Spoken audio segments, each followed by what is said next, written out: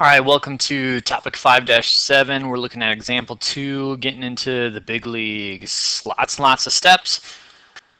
So just take the time, do the steps, get it right. It says we want to solve this inequality.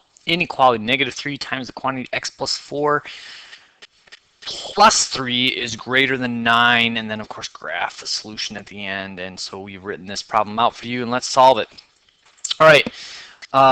Order of operation tells us to solve within the parentheses first, or in this case, we need to distribute within our parentheses first, and that's the first thing we're going to do is we're going to take this -3 and multiply by x, and when you take -3 and multiply by x, you get -3x.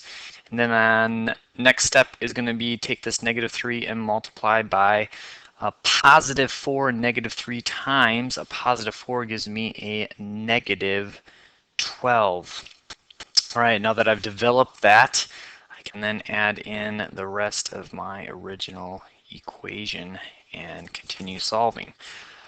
Okay, from here we're going to combine like terms on each side of the problem. So of course this side, the right side, the 9, there is nothing else, it's just the 9, so that part is done. So now we get to combine like terms on the left side. And as I start looking, I notice that this has a variable in it, so that's not going to change. That's going to stay together. -3x is going to stay there. However, I do notice that these are both integers and they can be combined. So -12 plus 3, -12 plus 3 gives me an answer of -9. And so we have this idea. And we can bring down the rest of the problem then, and we can continue solving. All right, oops, went too far. From here, we have what we've been looking at for a while now, right? We have an inequality, right? 2 more steps to go. We can start by doing a little bit of this, which of course is going to leave us with a -3x. This symbol and an 18 as we do that.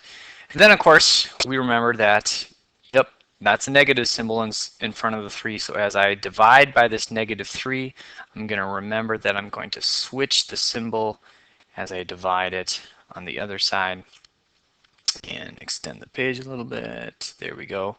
And so in the end we would say we have x is less than or equal to -6. Let's see how we did. All right, they got their step, and oh, we forgot to graph it. Mark one wrong for me. Forgot to graph it. Follow directions. That's the important lesson of this example. Follow directions. Right, but x is less than or equal to -6. We got the same answer.